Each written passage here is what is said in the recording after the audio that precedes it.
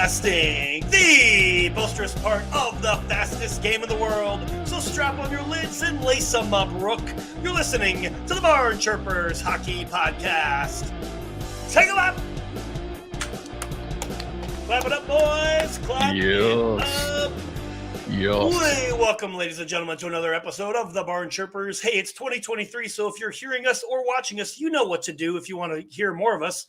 Do the things, the subscribes, and all that. You know how to do it. It's 2023. What are we doing? You know what I mean? Captain, that is a beautiful Gabe Vilardi Winnipeg Jets jersey. Speaking of, Gabe Vilardi killing it recently in the NHL over the last 5 games. He has like 5 goals, 9 points. Killing it.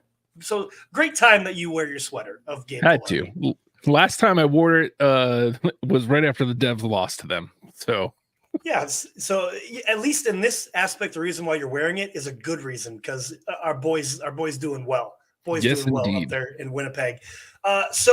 We always have a great show. We are going to do a little something different today, folks listening, watching. We're going to do a little player draft today. I'll go over that when we get there. But first, everybody's favorite game, the sweater game, because we have, I don't know, 3 or more weeks after this. I forget how many sweaters. I just have sweaters just coming forever. all the time, just forever. Captain, I'm going to give you one hint so that we don't waste a question. Okay. The rest of the sweaters that I have are in the West. So okay. You can clear that question out from the game because you already will know that they're all in the West. So all right. So let's play the sweater game, man. You already know that it's in the West. Let's hear it. What's that first question? I'm ready and waiting. I'm going here first because I am shocked that so far on the sweater game it hasn't happened. Is it attendee? It is attendee. Hot. Haha. Okay, so it's a Western Conference attendee. Is it a throwback? Cold. Okay, so it's a current attendee. All right, so current attendee in the Western Conference. Current attendee in the Western Shoot. Where can I narrow it down? Division, or is it a coastal team? Cold. Okay. Shoot. So, I don't think it's this one. All right. I threw this one out as a guess last go around. He's one of your favorites ever. Is it Flower? You're dang right it's Flower.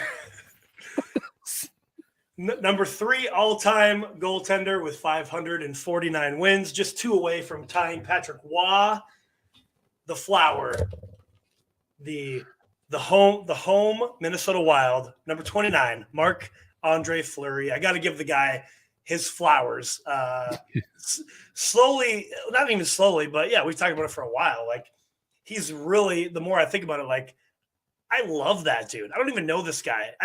I hated him when he was a Pittsburgh Penguin, but I respect him for how long he's played, how good he's been on some bad teams and some really good teams. And he always just seems to come through, even though he's had his ups and downs recently just with his playing. But I don't necessarily blame him. I blame the teams that have been in front of him as well. He's easily, arguably, greatest of all time. And I talked about that on an after the fact cheap plug for Deprogrammed and Oh Hi Justin Patreon, by the way. So take it away from there while I put this on. So you talk about we don't even know Flower at all. I don't know if we've told this story, and I'll kind of rehash it once we have Joe back. But Flower a couple months ago actually sent it. Well, he didn't send a video message to our friend Tina, but he recorded one. Somebody saw him out bowling and said, "Hey, it's my friend Tina's birthday. Can you say hello to them?" And our man Flower recorded a video message saying happy birthday to our friend Tina, which to me, like, he didn't have to do that. No, that's a good dude. Such a good dude. Just out and about bowling. I'm sure he probably could have got like $150 or $300 off a Cameo or whatever it is, but he's just like, yeah, man. Hey, happy birthday, Tina. So like, such a good dude, just across the board, such a good dude. And like I said, he just got his 549th win, which puts him 2 away from second all time, underneath Patrick Waugh for all time best tendy. And your boy Martin Brodeur, I mean, not. I guess he is kind of far away at 691 wins. Flower would need a couple more seasons to even get close to that. But is it possible? It's possible. But I mean, I do hope he gets 3 more wins at least, which I feel like he will, just to put Patrick Waugh at 3 because I hated the Colorado Avalanche growing up. Well, also because Flower deserves some flowers. Like you don't hear a lot of people putting him up in that upper echelon of goalies, and I think it's high time. It's high time we stop that. Like let's put a stop to that. He should be in the conversation somewhere. It's fine if you don't have him top 5. It's fine if you don't have him, top 2 or whatever. But he needs to be in the conversation somewhere, and his name has to come up. Maybe it's because he's still current. Could be. I mean, he's won 3 cups. So if we're excluding, the times of just the original 6 when Montreal won like 30 championships, I mean, if we're talking about, I would even say, this is a side conversation that wasn't really on the list, but personally, I would say from about 85 on, look at all those goaltenders. Fleury's, again, arguably top 1 or 2 all time for just championships, having 3. Mm-hmm. So yeah, I mean, that's my take on that.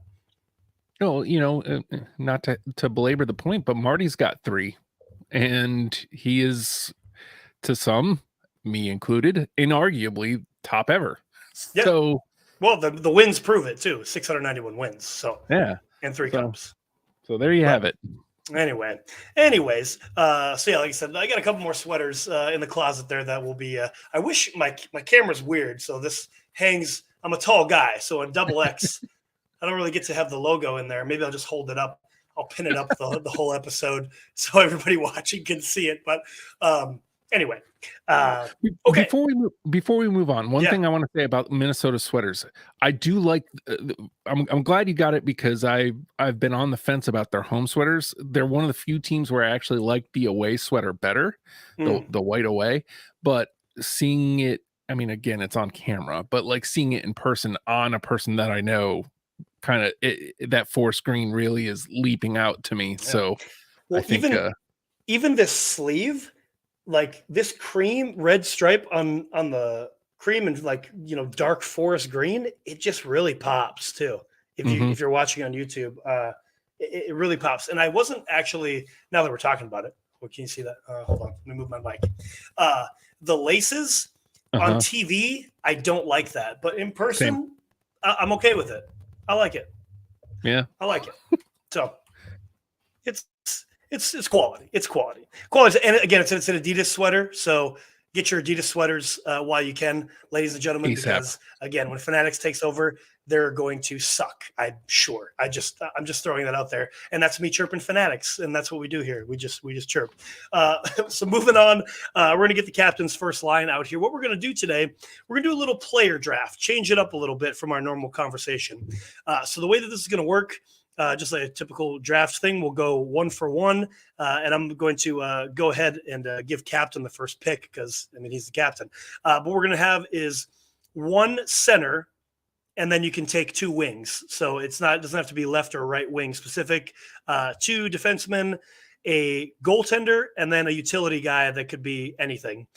So those are the rules of the player draft. And also something else to make it a little bit more challenging and fun. You can only take a player from the same team. Excuse me. You can only draft from what am I trying to say? You can I can only pick 1 cap.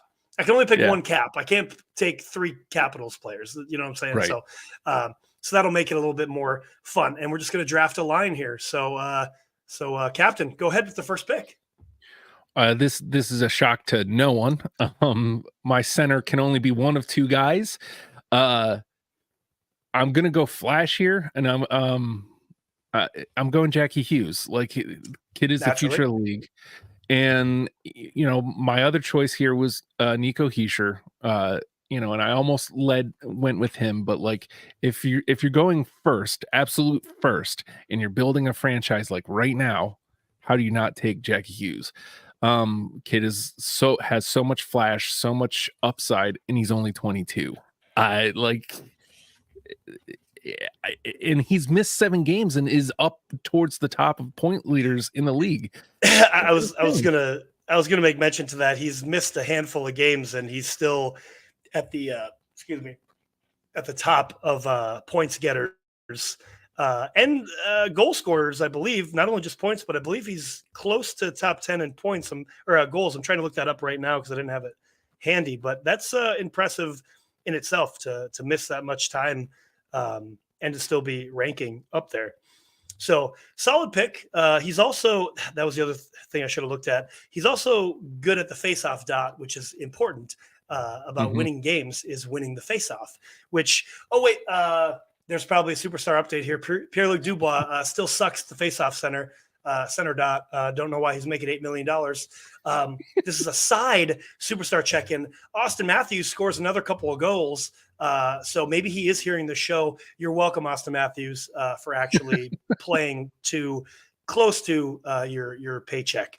Anyway, getting back to it.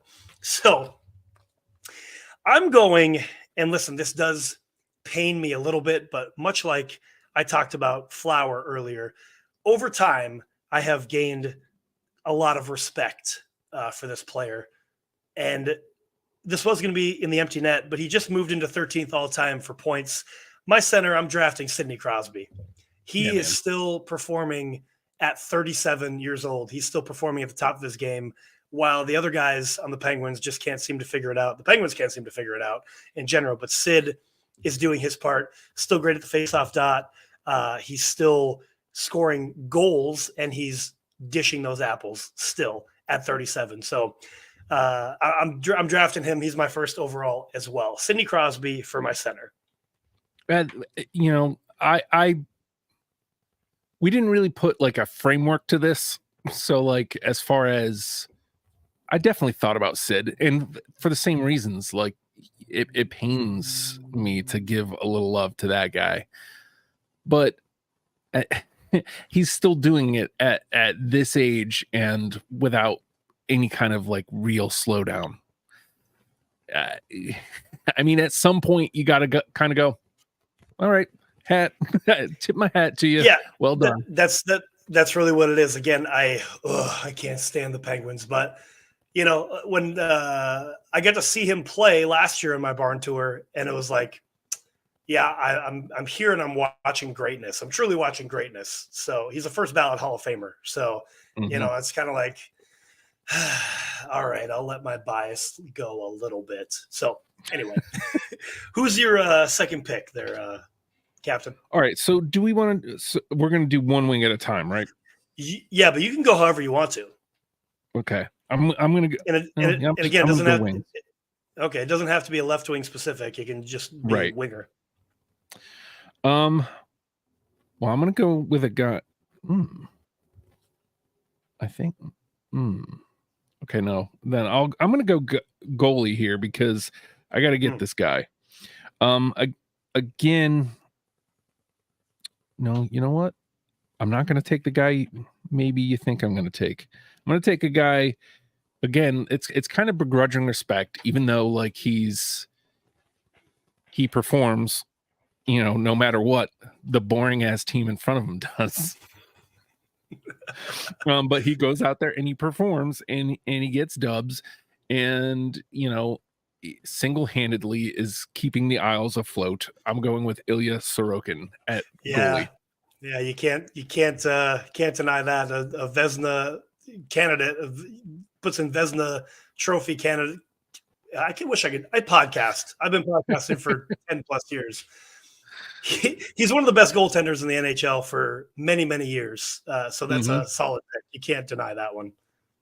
And he's still young. Go ahead. He's still young. So it's not like, I know, we're not drafting for we're kind of drafting for right now, but like it works both ways. Like Sorokin is a good pick for if this was, you know, a keeper league. You know what I mean? Like if I get to Sure. keep him Yeah, for next year too, like it's still a solid pick. So to for me, sure. he works both ways. Well, I mean, he's willed the Islanders into, you know, a playoff spot in the Metro this year. I mean, he Yeah. willed them into the playoffs, a wild card spot last year. So Mm-hmm. yeah, you can't deny his abilities behind the you know, a boring, crappy team. Not crappy, a boring team that doesn't score goals. Yep. Okay, so I'm gonna go. I need, you know, I drafted Sid, so there's going to be some goals scored there. There's going to be some apples dished, no matter who I pick in my wingers. And the guys that I'm thinking of, I don't think you have on your list. So I'm going to go with this guy because this guy has been on 2 cup winning teams in the last 5 years. He is a defensive defenseman who can also score some goals. He lays some big old hits. Not only that, he is a veteran presence. I'm going with Alex Pietrangelo. Ooh. Yeah. Okay. Definitely didn't see that one coming. No, I do not have that guy on my list. He 2019 on that St. Louis Blues team that was from last to best, winning that cup, goes over to the Vegas Golden Knights. He was just on their cup winning team.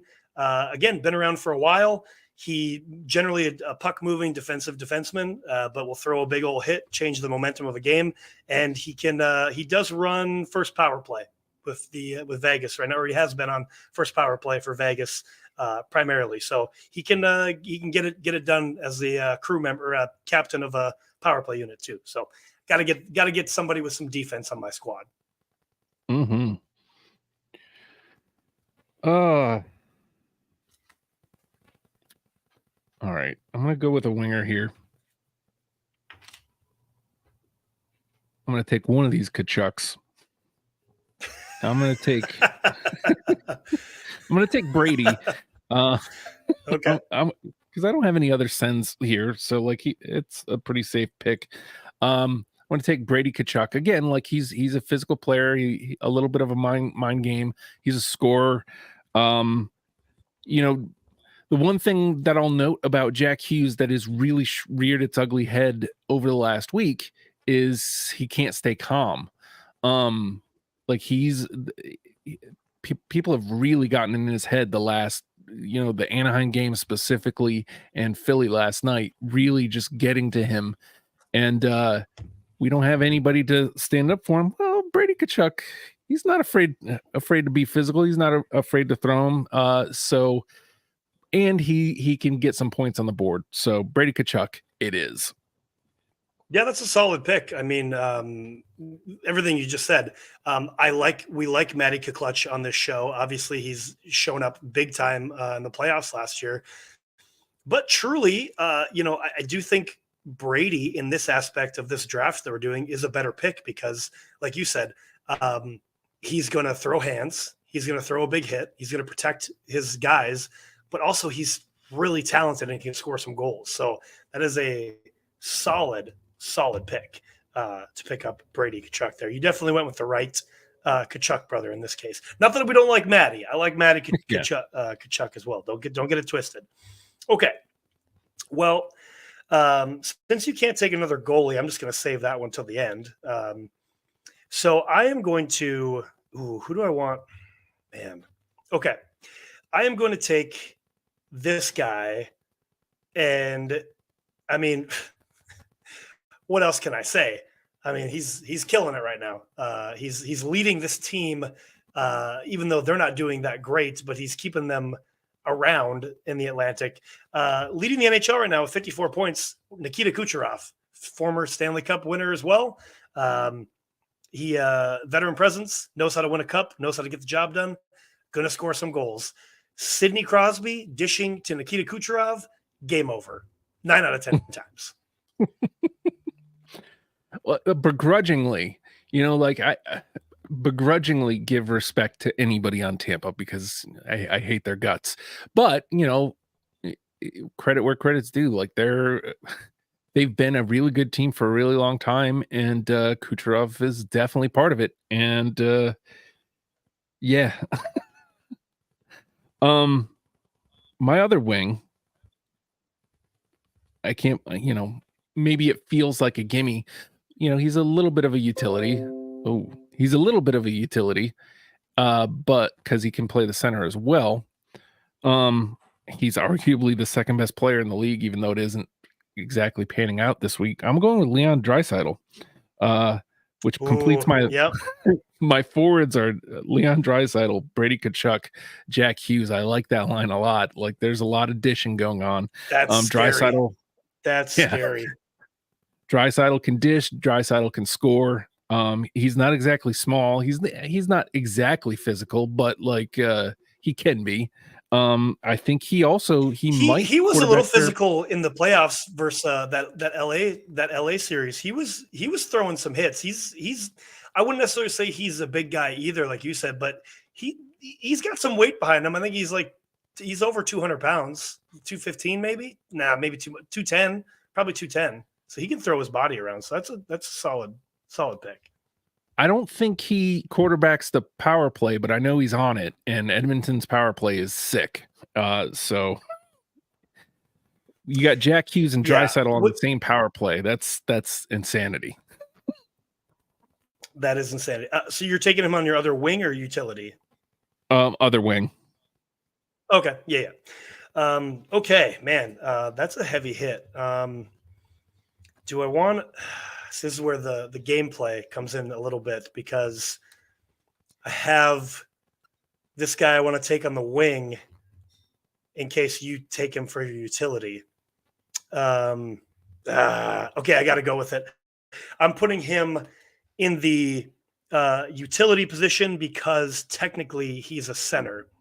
And dude has also won a Stanley Cup. He has led this team to victory without the main guy on the roster, on the squad. He consistently puts up near or over 100 points every single season. It's Nathan MacKinnon, Mack Truck. He can also throw the body. He laid out Jeff Skinner the other day, like such a clean hit, but he literally like went through Jeff Skinner. And I like Jeff Skinner, but Nathan MacKinnon made him look like a baby, truly, like a little teeny tiny baby that weighs 5 pounds, because Mack trucked him. I like it. I definitely eyeballed him. I didn't have him at my utility, but yeah, like, I mean, anytime you can get a MacKinnon this late in a draft, like that's a big win.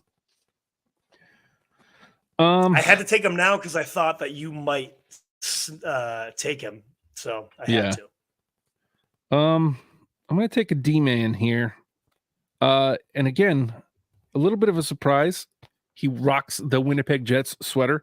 The Winnipeg Jets defense has been really good this season, and this guy's a big part of it. I'm going with Josh Morrissey, big dude.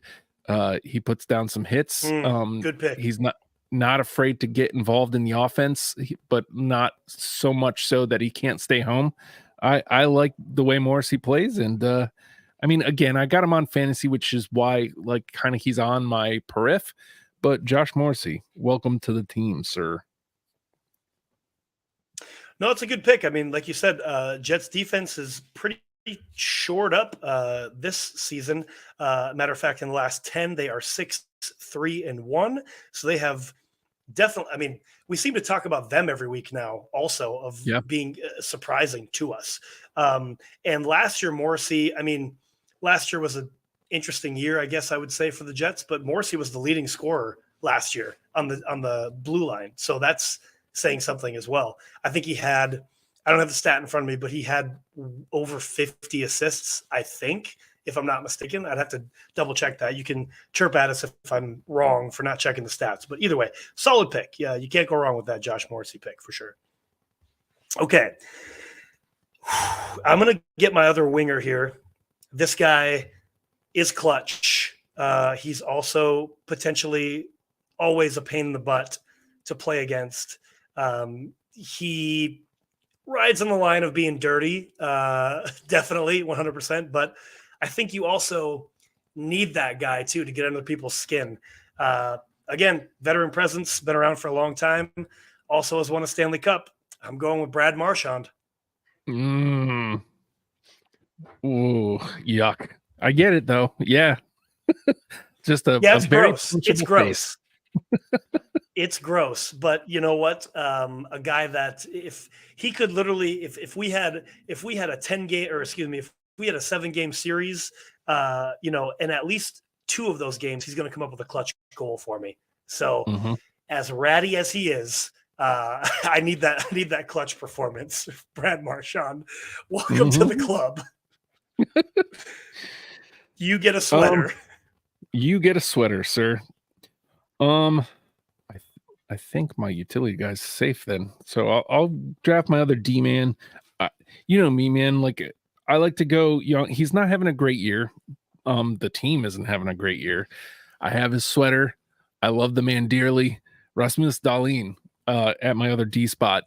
Again, I'm kind of drafting for potential here, but like if you put him on this line, like I think he performs rather well.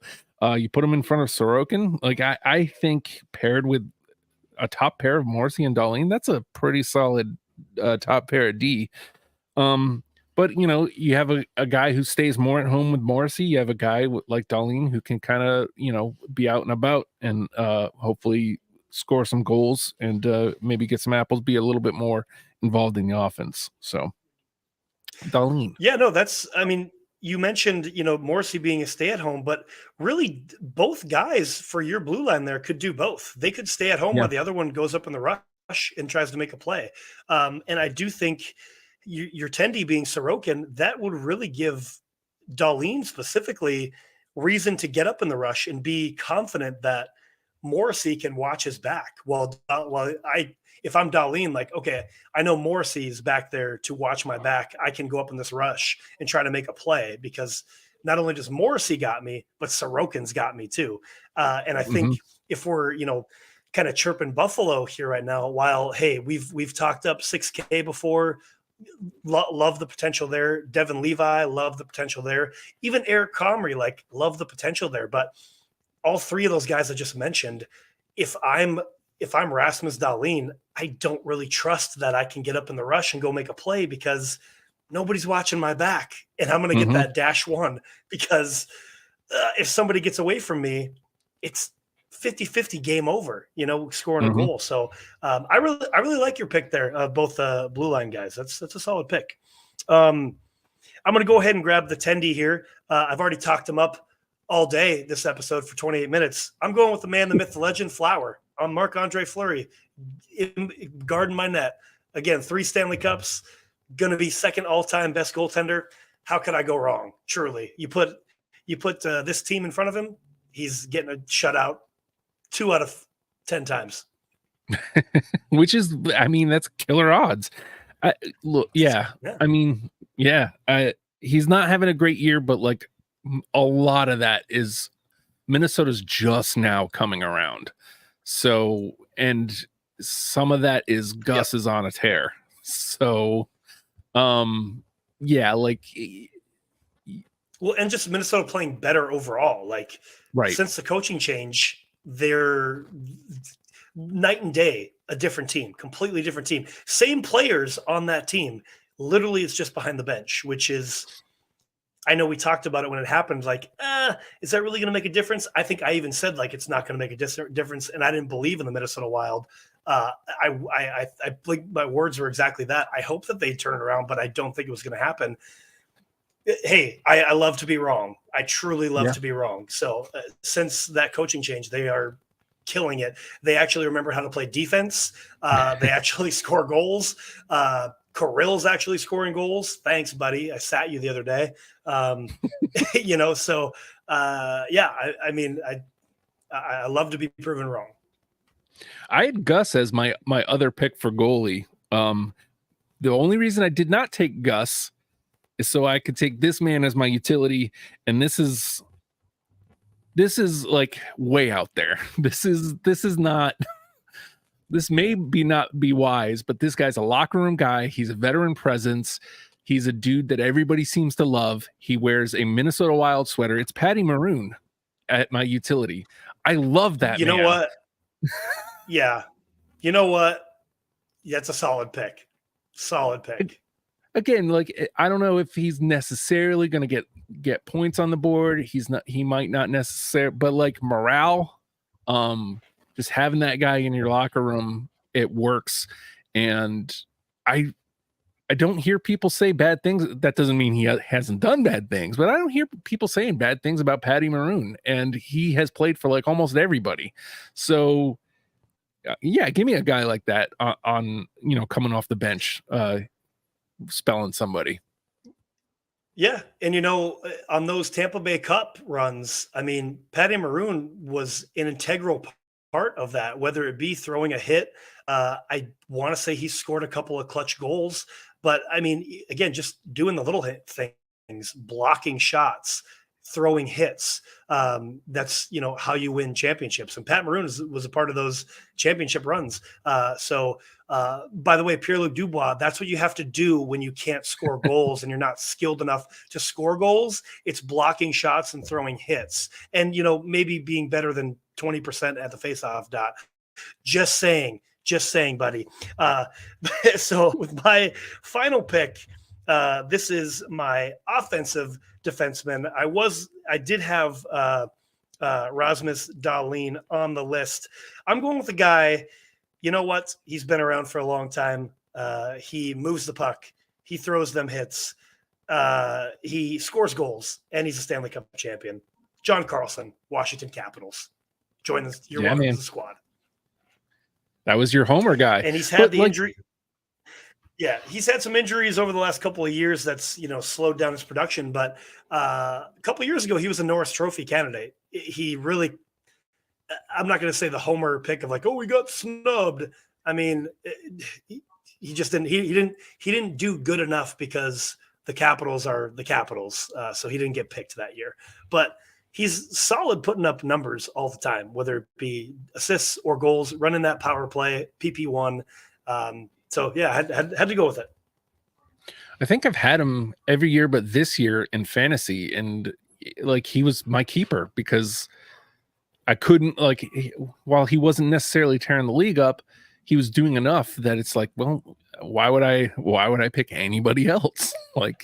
Dahlin was my only other thought this coming season, but we ended up not doing keeper. But yeah, man, it sucks he's in Washington as far as I'm a Devs fan, so I hate seeing, you hate to see it.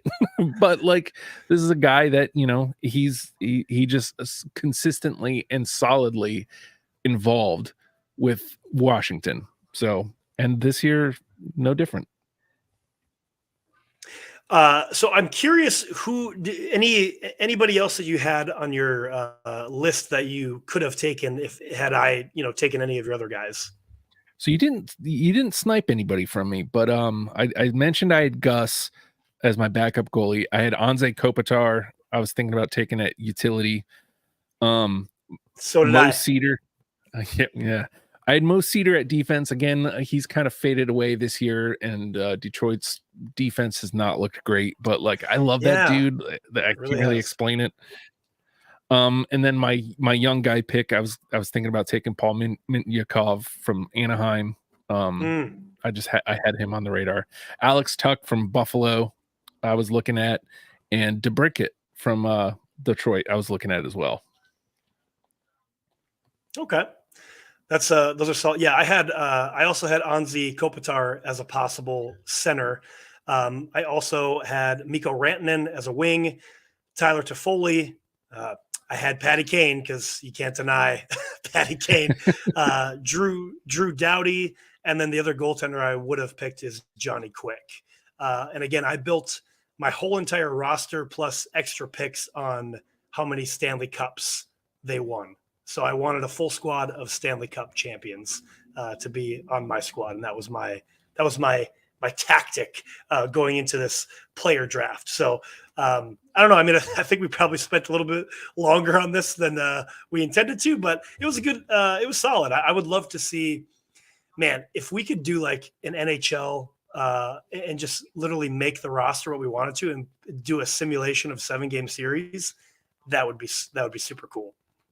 I feel like we can probably make that happen. But I also think what would be fun for this, and let us know in the comments, or however, get a hold of us on Threads or Instagram, and we can talk about this more off air. It would be fun to build a hockey club, like a line like we just did, with not hockey players, with like other sports, with actors, sure, with presidents, just throwing that out there. That would be that'd fun. Be awesome. Let us know in the comments. Yeah, that'd be a lot of fun. All right, so let's get it moving here. The whistle was just called, so we have a power play here to get to.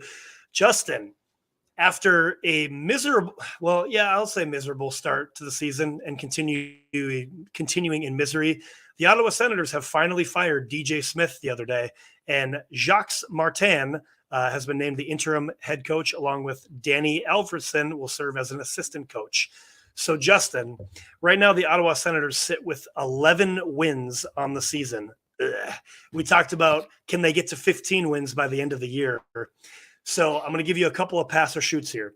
Number one, all right, pass or shoot.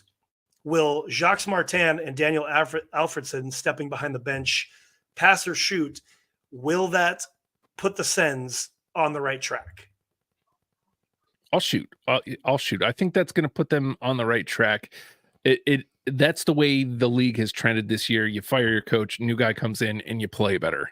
And for where they are right now, it won't take a lot to be trending in the right direction. Are they going to go on a tear? I don't think so.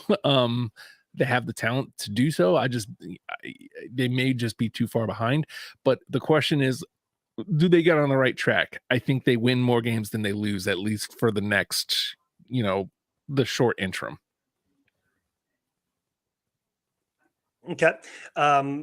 Yeah, I mean, Jacques Martin coached the Canadians. He also, I think, he might have coached Buffalo. I forget. I do think having a new voice behind the bench, and also having arguably one of the greatest, definitely in the conversation, Daniel Alfredson was a hell of a NHL hockey player. Having those two voices behind the bench, I think, can definitely turn things around. This is like 5 weeks too late. This should have happened weeks and weeks ago. So your second one here, Justin, the Ottawa Senators are currently sitting in 8th place in the Atlantic and the last place, 16th place in the Eastern Conference. They have 27 games played, so they do have some games in hand. But they are 11, 16, and 0 with 22 points. Pass or shoot, the Ottawa Senators will not make the playoffs. I'm going to shoot on that. They're not making the playoffs.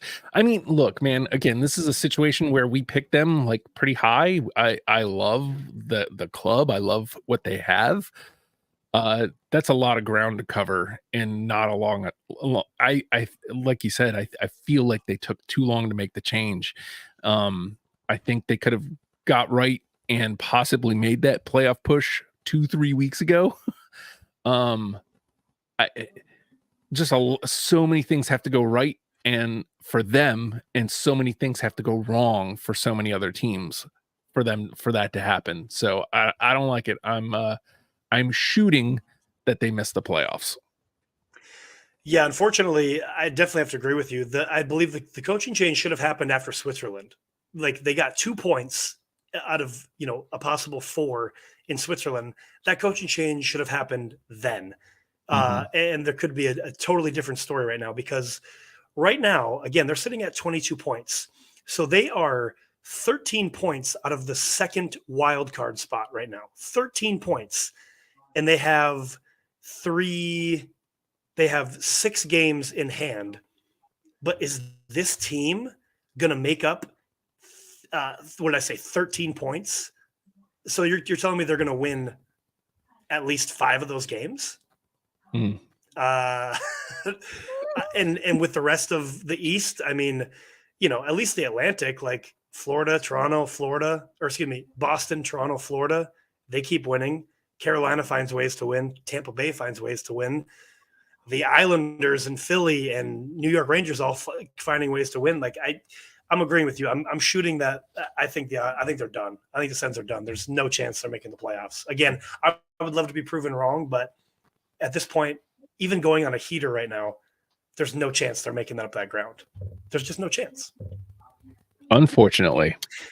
So I mentioned that already. We're going to move into our 3 stars of the week. I mentioned him already. I mean, the Tampa Bay Lightning finding ways to win and also finding ways to lose. But this guy who is in a contract year, he wants to stay there in Tampa Bay, but they haven't signed him yet. And they kind of keep telling him like, we're not worrying about it. So Steven Stamkos is the number 3 star this week in 3 games, 5 goals, 3 assists, and 8 total points. He's doing his part. And, Tampa Bay, Vazzy is not Vazzy.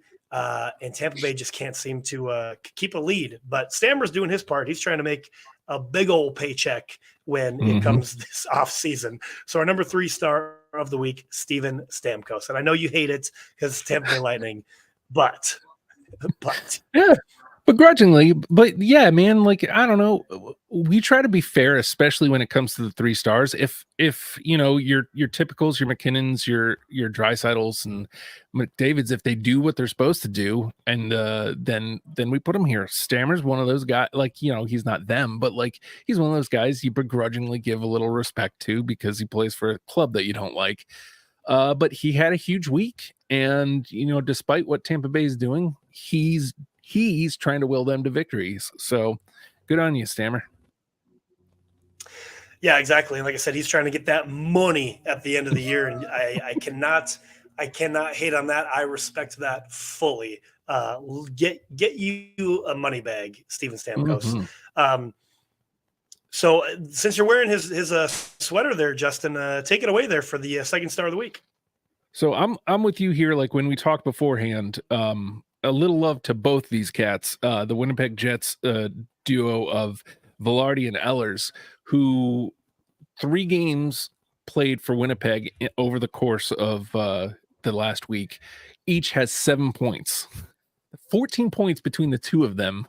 I think it's 4 goals, 3 for Velarde, 3 goals, 4 for Ehlers.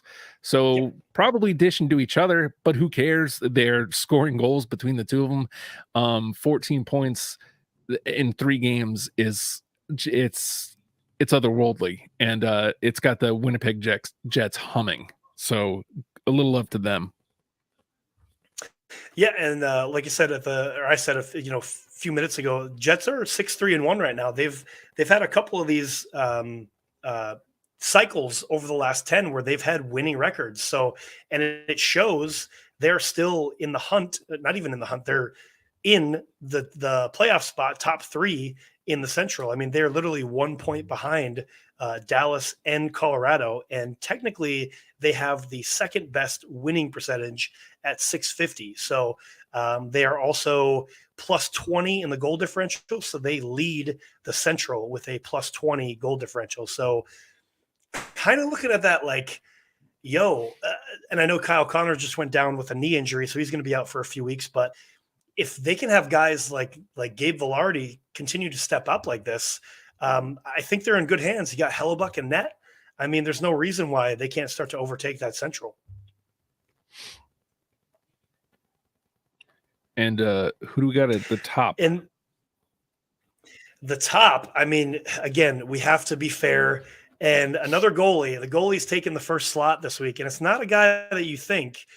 It is a guy, I had no idea he was even starting, let alone winning 3 games over the last 3 games, a 1.6 goals against average, a .943 save percentage, leading, nobody would have guessed this, but leading the Philadelphia Flyers to a 7-1-2 heater over the last 10, Samuel Ersson. Who? Right. Who? I mean, I didn't even yeah. know that he was playing. Yeah. I mean, I noticed that because Carter Hart got hurt for like a spell earlier in the season. I saw he got a couple starts. But I thought it was firmly Hart's net, and then Urson would get in just kind of sporadically. I don't know what's been going on that he's getting so many starts, but number one, does that put Carter Hart back on the trade block? That's not what we're here to talk about, but does it? And good. I mean, oh man, begrudgingly again, because you want to chirp Corey. You didn't think they had it in them. They're playing. Torts has got them playing, and maybe to their own detriment, but hot damn, them Flyers are on fire, and hot damn if it's not because Samuel Urson. And you know what? And I don't hate saying this. I'm just not super happy about it. But I would rather Philly continue to play this way and keep Carolina out of the playoffs and potentially put the heat on the other Metro teams to get the Islanders out of the playoffs. And I would much rather see that than to see Philly tank right now. And I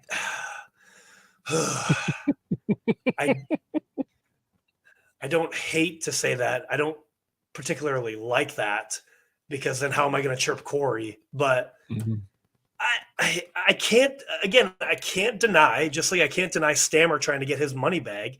I can't deny hard freaking work. And Torts is coaching these boys up, man. Again, it's Philly and to Philly, but I can't deny hard work. I'm here for it. Keep busting butts, boys. You know what I mean? I'm here for it. It sucks because last night they hard worked their way to a win past my guys, but they're having that year that the Devs had last year. Like nobody saw them coming, and maybe they should have, because you still have Torts behind the bench, and he's going to play him up. Like he's going to coach them up. They're going to come out ready to play, and that sometimes is half the battle, because again, I hate to swing I'm trying not to swing it back, but that's exactly what's happening in New Jersey is they don't come out ready to play more than half the games. And that's why they're losing so many. Come out ready to play, and you can do anything. And look at this Philly team. They've played 31 games. They've got 39 points. They're only 6 back of first in the Metro. You and I both picked them to be dead last. Yeah. And that's literally only because the Rangers just don't lose. Yep. You know what I mean? If the Rangers were a little bit more down to earth, I would say Philly could easily be maybe 1 point out from first right now. You know what I mean? And I mean, to that same point, like you just mentioned with your guys, the Devs, but also I think when I've watched the Devs games, when I've watched the Caps games, even because I've watched some Pens games too, depending on who they're playing, those 3 teams I just mentioned seemingly like you mentioned kind of the lack of kind of compete there, but they kind of play down to whoever they're playing. Whereas Philly makes everybody play up to where they're at. And that's, I mean, that's the name of the game, truly. The Rangers do that. The Canucks do that. The Knights do that. And you see that in the standings. Those are all the top teams in the league right now. Like, no, you're going to play up to us because we're going to play our game. And again, that's how you win championships. This 3 stars has taken far too long, and we're almost an hour in. So we're going to get things going here because Captain's got to leave soon. Real quick, let's pull the goalie. A couple trades happened over the last week. First one is not necessarily super notable, but the Sharks get Jake Studnicka from the Vancouver Canucks for Nick Cechek and a 2024 6th-round pick. I feel like that was probably just to clear up some cap room for the Canucks to eventually make another move as we get closer and closer to the trade deadline. The Sharks get a younger guy, and the Canucks get to clear up some cap space. Yeah, that's there's not. I don't know those names at all, so I can't say. Ooh, what a brilliant move by the Sharks! But No that's idea. that's Yeah. got to be a Cap move.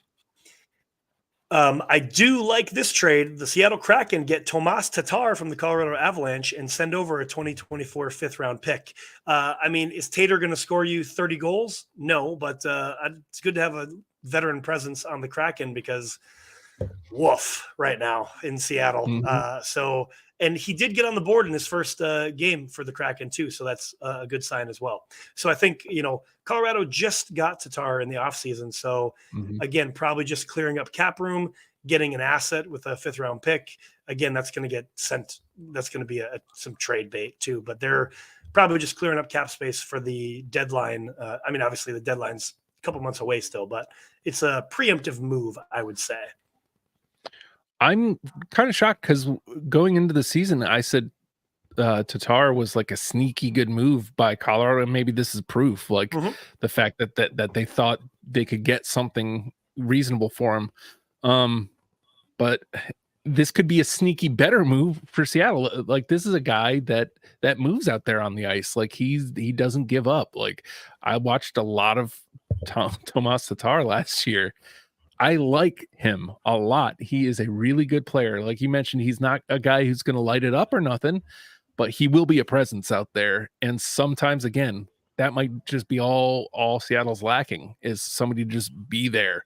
And he's not going to be flashy, but he will be fast, and he will get to the puck. So I like that move a lot. I'm just glad they did something because they haven't done anything. Like Yeah. they've had a crappy start to the season and they haven't done anything about it. This is literally the first thing that they've done about anything. So I Mm-hmm. just like to see that they're not just rolling over and dying. You know what I mean? Mm-hmm. Next thing that is a solid pickup, stick taps to the PWHL for hiring Cassie Campbell Pascal as a special advisor to the PWHL, whatever that means. I'm not exactly sure what that role means, but she is a three-time Olympic medalist with Canada's national women's hockey team and the first woman to provide color commentary on CBC's Hockey Night in Canada since she has been with Sportsnet, which is Canada's ESPN, essentially, for, I want to say, well over 10 years, I believe. So this is a solid pickup for the PWHL, somebody that clearly knows the game of hockey. So this, I don't know. I personally, PWHL, I would have put her on like a higher standing, like on the board to actually make decisions and pull the trigger on decisions because clearly you guys are not making decisions that are correct. Just saying. But that's a whole other conversation to have, not in the empty net. Mm-hmm. Only thing I'll say is still no team names, huh? Okay. Still no team names, eh? All right. I mentioned it earlier. Sidney Crosby just hit 13th all time in points. I mean, he has sole possession of 13th all time. And just to put a little thought here, again, going back to when we talked earlier of how I respect Sidney Crosby's game now, he has missed so many games. He's missed, I want to say, over 2 full seasons in his career because of concussions and other injuries. Imagine if he played even half of those games where he would sit on the like all-time points standings. He would, dare I say, well into the top 10. So, Yeah. I mean, stick taps to you, said the kid. I mean, truly, like stick taps to you. Block. I know. Oh, I know. The last thing I just want to say, well, first, Jaromir Jagr just got a primary assist in the Czech league at age 51, by the way. So that's Jagr still killing it. And this last thing I sent it in the BarnChirpers Instagram at BarnChirpersPod. The Coachella Valley Firebirds, they're having an ugly sweater game happening on Saturday and a teddy bear toss. Their sweaters are just. Every time I see a Coachella Valley sweater by the Firebirds, I'm like, I want to take my money now. They are so good. They start with a great color scheme. I should have looked at this before because you told me about it. Oh my God. How many notifications did I miss? There it is. Just scroll down all the way to the bottom. Yeah. I know, right? Why are they calling that ugly though? That's not ugly. Yeah, I think I it's like just that. no, it's not ugly at all. I'd pay Oh, I $200 for see. that right now. I see why they're calling it a quote unquote ugly sweater, because the ugly sweater meme. Okay. I see what's going on here because Yes, it's yeah, it's exactly. Christmas themed. Gotcha. No, that's Exactly. awesome. Yeah, exactly. Yeah. All right. That does it for the show this week, ladies and gentlemen. Again, if you're listening or watching, you know how to podcast and YouTube and find shows and stuff. So do that. We would appreciate that very much. So with that said, we'll be back next week with another great show as always. So skate hard, keep your head up, and stick taps and sellies, boys. Clap it up. Yeah.